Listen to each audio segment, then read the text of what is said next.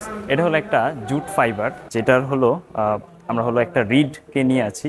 রিডটা হলো যে আমরা যে পাট, যে গাছটা দেখি যে সেখানে যে ফাইবারটা থাকে, অর্থাৎ হলো যে গাছের যে সাল যে পোর্শনটা থাকে, সেই পোর্শনটাকে আমরা বলতেছি হলো রিড। তো সেটাকে আমরা হলো যে বিভিন্ন প্রসেস করার মাধ্যমে আমরা হলো এই ফাইবার ফর্মে পেয়েছি। সো এটার মধ্যে হলো যেহেতু অনেক বেশি স্টিফনেস আছে, মানে হলো এটা হলো হার্ড। সো এটাকে হলো আমাদের হলো প্রথমে একটু সফট করা প্রয়োজন, মানে এটার এক্সটেন্সিবিলিটি বা ফ্লেক্সিবিলিটি বাড়ানো প্রয়োজন। তারপরে আমরা এটাকে ইয়ার্ন প্রসেস করতে পারবো, ইয়ার্ন হিসেবে প্রসেস করতে পারবো। সো এটার জন্য আমরা হলো এর পূর্বে হলো দেখেছি হলো ওডি অটোমেটিক ব্যাচ মিক্সার মেশিন। তো সেই মেশিনটাতে আমাদের কাজগুলো কি কি ছিল, যে আমরা হলো একটা সলিউশন বা একটা মিক্সার তৈরি করেছি। সেই মিক্সারটা দিয়ে আমরা হলো যে জুট ফাইবার যেটা আছে বা জুটের যে রিড পোর্শন যেটা আছে সেটাকে আমরা হলো সফেন করব। তো এখন এর আগের মেশিনটাতে আমরা হলো জাস্ট খালি মিক্সারটা তৈরি করছি, বাট জুট ফাইবারে কিন্তু সেটা অ্যাপ্লাই করা বাকি ছিল। সো অ্যাপ্লাই করার কাজটা করব আমরা হলো আমাদের এই সফেনার মেশিনে। এটা হলো একটা সফেনার মেশিন, বাট আমরা চাইলে এখানে একটা স্প্রেডার মেশিনও ব্যবহার করতে পারি। আচ্ছা, এখানে আমরা যে জুট ফাইবারটা দেখতে পাচ্ছি বা জুটের যে রিডটা দেখতে পাচ্ছি, সেটার আসলে দুইটা পোর্শন আছে। এখানে আমাদের কিছু যে শক্ত পোর্শনটা আছে, এটার পরেও আরও কিছু শক্ত পোর্শন থাকে। তো সেটাকে বলা হয় কাটিংস, যেটা আমরা হলো কেটে রেখে দিই। ওইটা আসলে খুবই মোটা হয় এবং হলো অনেক বেশি স্টিফ হয়। তো সেটা আমরা কেটে রেখে দিই। তো এটা হলো রিড। সো আমাদের এখানে যে সফেনার মেশিনটা যেটা রয়েছে, সেই সফেনার মেশিনে আমরা ওই কাটিংস অংশ এবং রিড অংশ দুইটাকেই হলো প্রসেস করতে পারি। আর আরেকটা যে স্প্রেডার মেশিন যেটা রয়েছে, সেটাতে আমরা জাস্ট শুধুমাত্র রিডটাকে প্রসেস করতে পারি।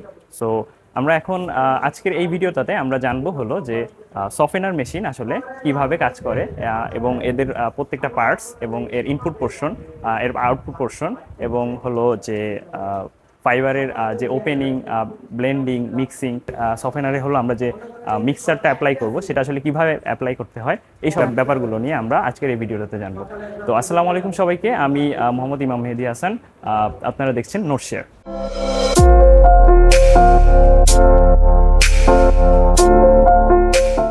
তো এটা হলো আমাদের সফটওয়্যার মেশিনের একটা ইনপুট পোর্শন, বা হলো এটা হলো একটা ফিড শিট।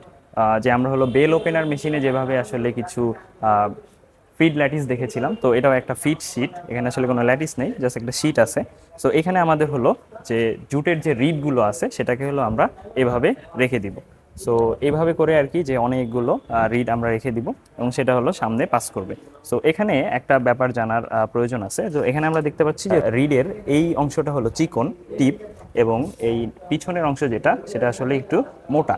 সো আমরা টিপ পোর্শনটাকেই হলো আগে দিব এবং রিড পোর্শনটাকে হলো পরে দিব। এটার একটা রিজন আছে, কারণ হলো আমরা যদি টিপ পোর্শনটাকে আগে দেই, তাহলে হলো এটা যেহেতু চিকন, সো এটা যখন এই সামনে রোলারের মধ্য দিয়ে প্রবেশ করবে, তখন হলো যে লোডটা কম পড়বে। যদি আমরা এই আগে যদি রুট পোর্শনটা দিয়ে দিতাম, তাহলে আসলে লোডটা অনেক বেশি পড়তো।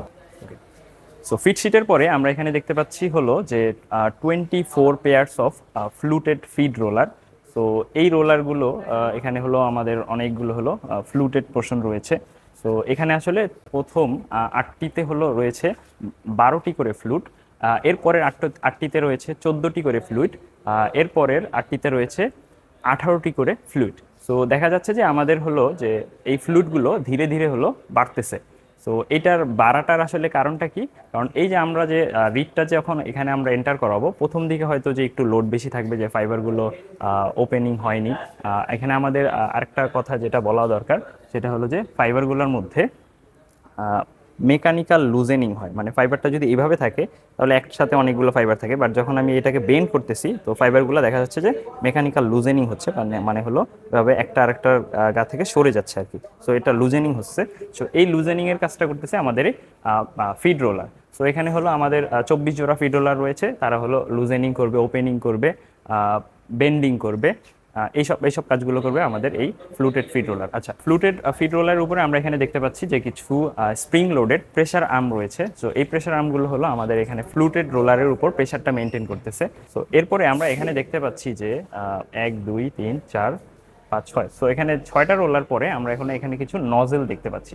সো এর পূর্বে আমরা যে ওডি ব্যাচ মিক্সার মেশিনে যে হলো যে মিক্সচারটা তৈরি করছি, সেই মিক্সচারটা তো এখন জুট ফাইবের উপর অ্যাপ্লাই করতে হবে। সেই অ্যাপ্লাইয়ের কাজটা করব হলো এই স্প্রে নজেলের মাধ্যমে। স্প্রে নজেল দিয়ে এখানে আমাদের ফাইবারের উপর স্প্রে হবে। আচ্ছা, এখানে আমাদের স্প্রে নজেল দিয়ে যে ইমালশনটা বের হচ্ছিল, তো সেটার অবশ্যই একটা নির্দিষ্ট প্রেসারে বের হবে বা নির্দিষ্ট একটা ভেলোসিটিতে বের হবে। সো সেটা আমরা যাতে কন্ট্রোল করতে পারি বা দেখতে পারি, সেটার জন্য আমাদের এখানে রয়েছে প্রেসার গজ। তো সেটা দিয়ে আমরা হলো যে এখানে আমাদের জুট রিডের উপর যে ইমালশনটা অ্যাপ্লাই হচ্ছিল সেটার প্রেসারটা কন্ট্রোল করতে পারবো। তো এখন হলো এখানে স্প্রে করার পরে অবশ্যই এক্সট্রা কিছু যে মিক্সচার যেটা থাকে সেটা তো অবশ্যই হলো নিচে পড়ে যাবে, মানে নিচে যেহেতু পড়ে যাবে, তো নিচে পড়ে গেলে সেটা অবশ্যই কোথাও না কোথাও সংরক্ষণ করতে হবে। এই সংরক্ষণের কাজটা করতেছে এখানে হলো আমাদের একটা সাম্প বা ট্রে রয়েছে এবং তার উপরে রয়েছে এখানে একটা ফিল্টার রয়েছে। সো ফিল্টারটার এখানে কাজটা কি? আচ্ছা, ফাইবারগুলো যখন মেকানিক্যাল ওপেনিং বা লুজেনিং হবে, সো তখন হলো যে এই ফাইবারের মধ্যে হয়তো কিছু ছাল, বাকল, পাতা এগুলো থাকতে পারে, অর্থাৎ হলো ইম্পিউরিটিসগুলো থাকতে পারে, সেগুলো হলো নিচে পড়ে যাবে ফিল্টারের উপরে। সো ফিল্টারের উপর যদি পড়ে যায় তাহলে হলো যে অতিরিক্ত যে ইমালশন যেটা থাকে সেটা হলো অবশ্যই সাম্প বা ট্রেতে যে জমা হবে। সাম বা ট্রেতে আমরা যে ইমালশনটা আমাদের যে এক্সট্রা যে ইমালশনটা জমা হলো সেটা হলো এখানে এই পাইপের মাধ্যমে যে ওডি ব্যাচ মিক্সার মেশিনের সাপ্লাই ট্যাঙ্কে যে জমা হবে। সো ফাইবারগুলো হলো এরপরে 24 পেয়ার্স ফ্লুটেড রোলারের মাধ্যমে পাস করে আমাদের হলো শেষ পর্যায়ে চলে আসবে, সেটা হলো যে ডেলিভারি শিট। তো আমরা ফ্লুটেড ফিড রোলার থেকে আমাদের ডেলিভারি শিটে যে ফাইবারগুলো চলে আসলো, তো সেটার এক্ষেত্রেও কিন্তু আমাদের টিপটা হলো আগে বের হবে এবং রুটটা হলো পরে আসবে। তো এইটা করতে গেলে আরও একটা সুবিধা হয় যে আমরা হলো এখানে যেহেতু টিপ অংশটা হলো একটু কম ওজন থাকে, ওজনটা কম থাকে, সো এই জন্য আমাদের এখান থেকে মোড়া বাঁধতে সুবিধা হয়। সো ডেলিভারি শিটে এখানে আমরা জাস্ট হলো আমাদের এই ফাইবারগুলোকে ওপেনিং অবস্থায় পেয়ে যাব বা লুজেনিং অবস্থায় পেয়ে যাব। অর্থাৎ হলো ফাইবারগুলোতে আমাদের হলো কি যে ইমালশনটা অ্যাপ্লাই করা হয়ে গেছে। এখন এই ফাইবারটার মধ্যে আমাদের রয়েছে হলো লিগনিন। সো লিগনিনটাকে আমাদের হলো বের করতে হবে। সো লিগনিনটা বের করার জন্য আমাদের এখানে হলো যে এই রিডগুলো যে পেলাম, সো রিডগুলোকে আমাদের হলো যে মোড়া আকারে সংরক্ষণ করে রাখতে হবে 24 ঘন্টার জন্য। সো এই 24 ঘন্টার মধ্যে আমাদের হলো যে ফাইবারের মধ্যে হলো যে কিছু যে লিগনিন থাকে বা যেই পোর্শনটা হলো ফাইবারটাকে শক্ত করে রাখে, স্টিফ করে রাখে, সেটা হলো যে ব্যাকটেরিয়া হলো খেয়ে ফেলবে। সো ব্যাকটেরিয়া যদি খেয়ে ফেলে তাহলে আমার ফাইবারটা হলো ফ্লেক্সিবল হয়ে যাবে, অর্থাৎ হলো স্টিফনেসটা কমে যাবে।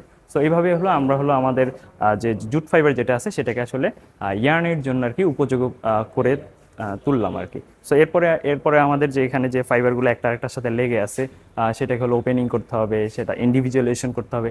এই সব কাজগুলো আমরা হলো দেখবো হলো পরবর্তী মেশিনে। সুতরাং এটাই ছিল আমাদের সফেনার মেশিনের কাজ, যেখানে আমরা হলো যে ফাইবারটার জুট রিডের উপরে আমরা হলো যে ইমালশন যে মিক্সচারটা ছিল সেটা আসলে অ্যাপ্লাই করলাম। সো অ্যাপ্লাই করার পরে আমরা হলো কন্ডিশনিং করব 24 ঘন্টার জন্য।